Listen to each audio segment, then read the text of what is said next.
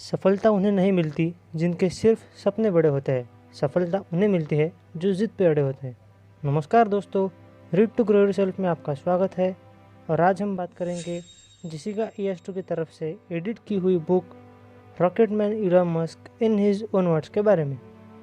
Elon Musk ने अपने interviews में जो बातें बताई है, जो कहानियाँ सुनाई है, उनको स्टिच करके जेसिका इयास्टो ने ये किताब तैयार की है। तो चलिए शुरू करते हैं।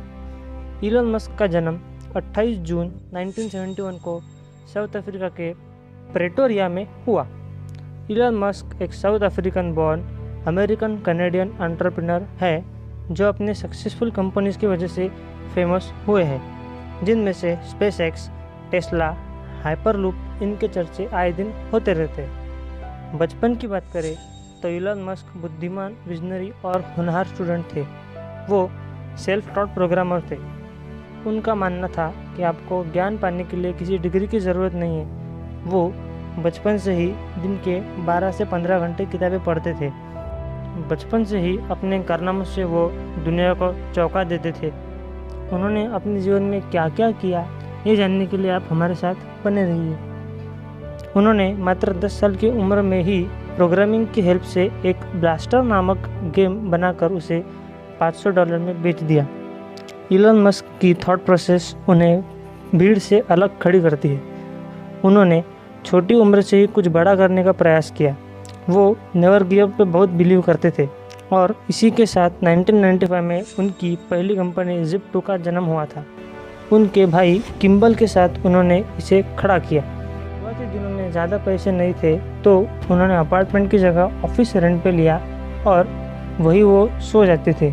उनके पास एक ही कंप्यूटर था तो उनकी वेबसाइट दिन में शुरू रहती थी और वो रात में कोडिंग किया करते।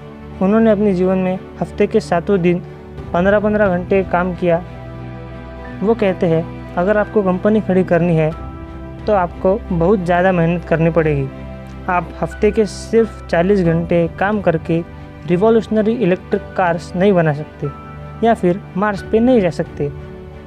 उनकी पृथ्वी से लेकर मार्स तक की कहानी बड़ी दिलचस्प और हैरत अंगेज है, लेकिन उससे पहले उनका शुरुआती सफ़र जानते हैं।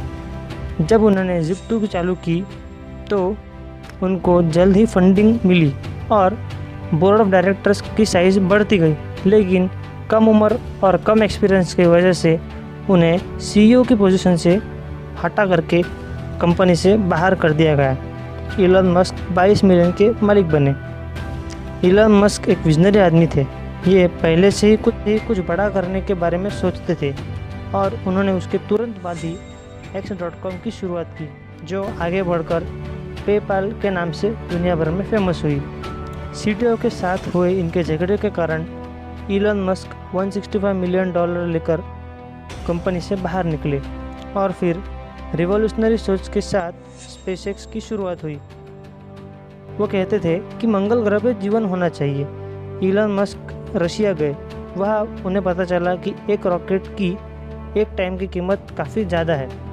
फिर उन्होंने खुद ही किताबें और इंटरनेट को पढ़ना शुरू किया और खुद ही किसी फॉर्मल एजुकेशन के बिना पूरे रॉकेट साइंस को समझ लिया और खुद ही ऐसे रॉकेट बनाने का सोचा जो स्पेस में जाकर वापस पृथ्वी पर लौट आएगा। और इसी वजह से उन्हें आज रॉकेट मैन के नाम से भी जाना जाता है, जो हमारी किताब का शीर्षक है। जब उन्होंने लॉन्च किए तो पहले 3 लॉन्च बुरी तरह से फेल हो गए। सबको लगा कि इलॉन मस्क अब पूरी तरह से डूब गए हैं, लेकिन उन्होंने जो किया वो किसी ने सोचा भी नहीं था। उन्होंने अनाउंस कर दिया कि अपनी गलतियों से सुधार सीखूंगा और चौथा लॉन्च जल्द ही करूंगा। और उसके लिए उन्होंने अपना सब कुछ दांव पर लगा दिया, यहाँ तक कि खुद का घर छोड़ के वो रेंट के घर में शिफ्ट हो गए। और चौथी बार में जो सक्सेस मिला, उसके बाद खुद नासा ने उन्हें $1.5 बिलियन का प्रोजेक्ट दिया। और इन सब के दौरान इन्होंने सस्टेनेबल एनर्जी कंजम्पशन और creation of affordable electric transport पे काम करने वाली टेस्ला मोटर्स में इन्वेस्ट किया और जल्द ही वहाँ के CEO बन गए। टेस्ला मोटर्स में भी इन्हें कई मुश्किलें आई, लेकिन अपने फर्स्ट प्रिंसिपल थिंकिंग की मदद से उन्होंने टेस्ला मोटर्स को कुछ ऐसा सक्सेसफुल बनाया कि लॉन्च होने से पहले ही इनकी लाखों यूनिट्स बिक गई। और इस तरह से इलॉन मस्क ने इलेक्ट्रिक व्हीकल्स की दुनिया को पूरी तरह से बदल दिया।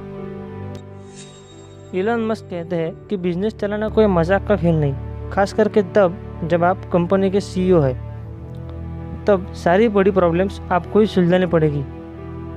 एक बार जब मेरे टेस्ला और स्पेसएक्स दोनों कंपनी मुश्किल के दौर में से गुजर रही थी, तब मेरी सिचुएशन थी कि अगर मैं सारे पैसे किसी एक कंपनी में डालता तो दूसरी डूब जाती, और अगर पैसे स्प्लिट करता तो दोनों डूब जाती।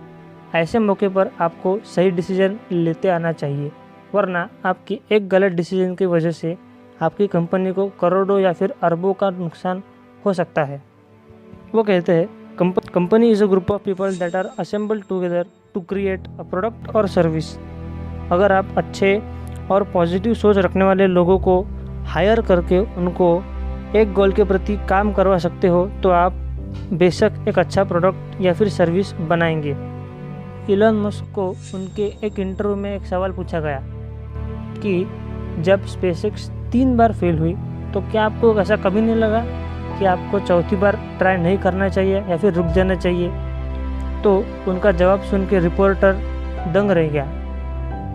उन्होंने कहा, कभी नहीं, मुझे ऐसा कभी नहीं लगा, आई नेवर गिव अप। और उनकी इसी अलग सोचने और स्पेसएक्स कंपनी ने उन्हें आज $186 बिलियन का मालिक बना दिया। पर्सनल लाइफ के बारे में इलॉन मस्क कहते हैं कि मैं अपने बच्चों को और फैमिली को समय देता हूँ। कई बार मैं उनके साथ कमरे में बैठ जाता हूँ और उनके साथ ढेर सारी बातें करता हूँ। मैं हमेशा वर्क लाइफ बैलेंस मेंटेन करने की कोशिश करता हूँ। तो दोस्तों, हमने इस किताब से और इस वीडियो से क्या सीखा? Never give up on your dreams. Number 2, knowledge is available everywhere. Number 3, believe in yourself and keep positive attitude. Number 4, maintain proper work-life balance. Number 5, keep trying, keep improving, and you will grow eventually. Number 6, take risk early in life. Number 7, keep your focus on goals and avoid the distractions. Number 8, if something is important enough, you should try, even if the probable outcome is failure. तो दोस्तों, ये थे कुछ points Jessica इएस्टो की किताब rocket man Elon Musk in his own words में से। अगर आपको ये बुक अच्छी लगी और आप इसे पढ़ने में इंटरेस्टेड है तो मैं आपके लिए इस किताब की अमेज़ॉन लिंक डिस्क्रिप्शन में दे देता हूँ, इसे वहाँ से परचेज़ कर सकते हैं। अगर आपको हमारा कंटेंट अच्छा लगा तो आप चैनल को सब्सक्राइब करना ना भूलें, जिससे आपको ऐसी इन्फॉर्मेशन मिलती रहे। आप चाहे तो हमारे साथ सोशल मीडिया प्लेटफॉर्म्स पर भी जुड़ सकते हैं। Keep reading, keep growing. Thank you.